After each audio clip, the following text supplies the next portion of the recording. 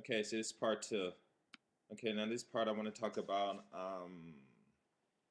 values, instilling values and things like that, respect and stuff like that. Okay, now what most parents do is they tend to want to raise their children in the way that they were not raised or give them a better life that they have. And I'm not saying all parents, a lot of parents do.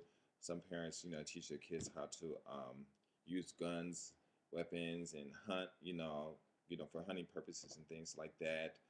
How to fix cars and and a lot of stuff like that. And those parents are creating an environment where their child is challenged at the same time, has guidance, and they learn values and things like that.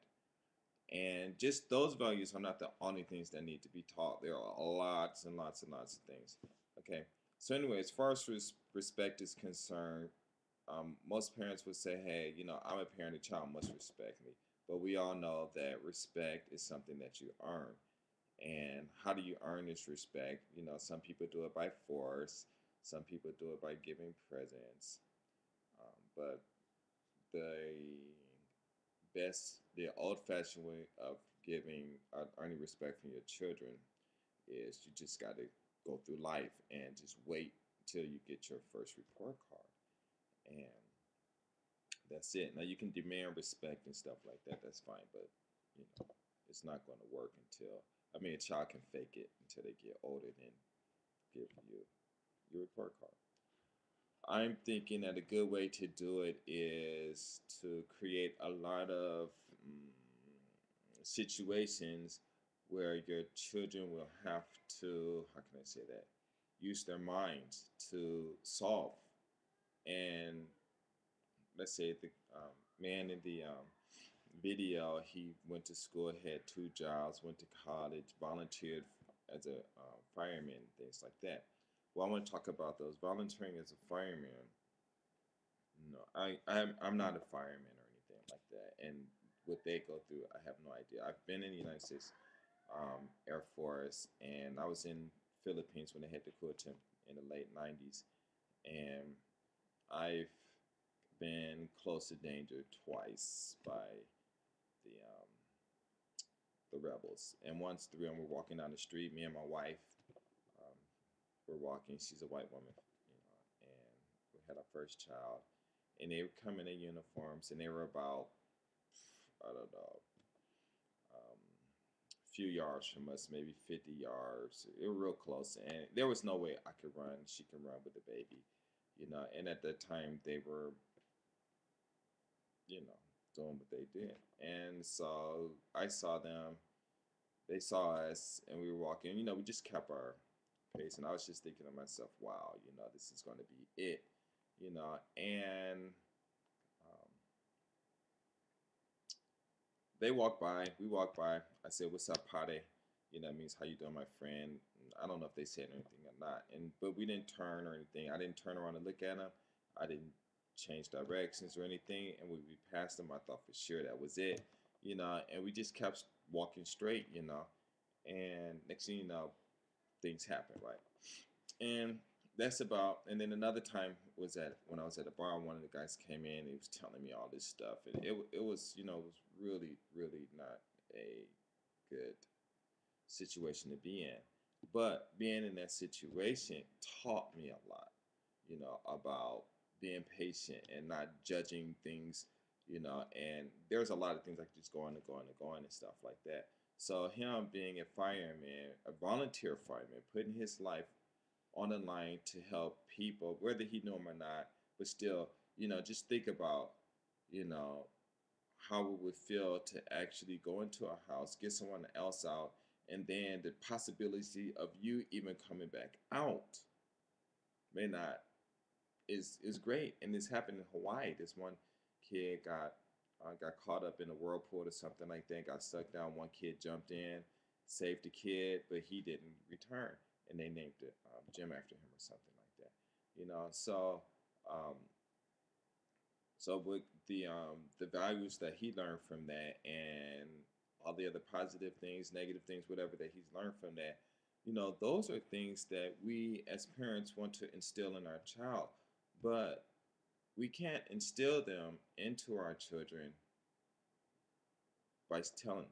They have to actually experience things. And I'm not saying start a fire and toss your kid in there and stuff like that, but create situations where they will have to use their minds. And then, of course, the emotions and things like that are going to get involved. And um, once they get a solution, then they can learn to appreciate things. I learned my values by not having to actually go through a lot of things. When I was growing up, a lot of my friends' parents, when I would go to their house, they would just start telling me these advice. You know, when I moved to Westwood, a lot of my friends were white, and I sit down, and the fathers would just throw constant information on me. The parents would too. Um, I walked down Westwood, and one time this one rich family just stopped me for no reason, just say, "Hey, sit down, let's talk." And I'm like, "All right." And they're just throwing all this information. So basically, the things that I got was respect your parents. Don't do this. Don't do that. Don't do this. Don't do this. Don't do that. And instead of me, I'm thinking like, okay, fine. Instead, excuse me, どうしたの? Okay, what? Just 優しく stay, okay? 優しく. And so, sorry about that.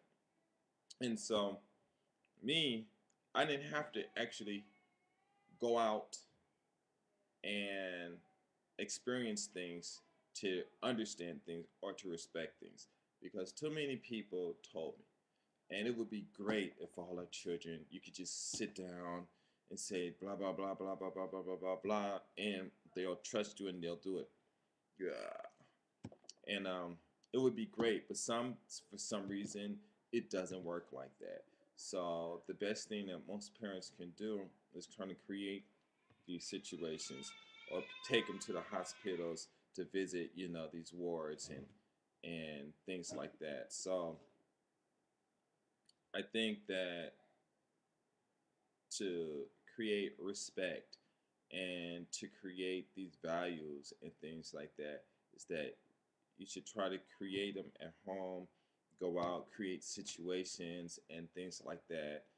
And if you could do that, and I know it might sound stupid what I'm saying, but just imagine if you can just successfully be able to create some kind of home um, assignment where you can sell it to the parents, where you could say, well, here, you can go outside and do this, or you can go to a corner and then talk to your kid about doing this, or different things. Go to these community centers, and Teoki dosta no Haruka kite.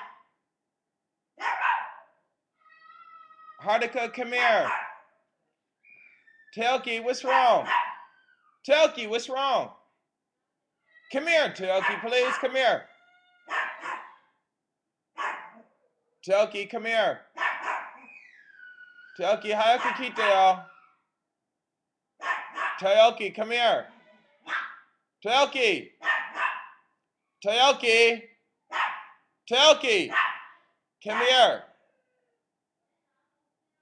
I know, wakata kedo kite, stop kite yo.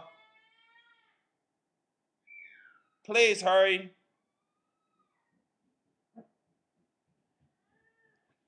Doesn't know. What's wrong?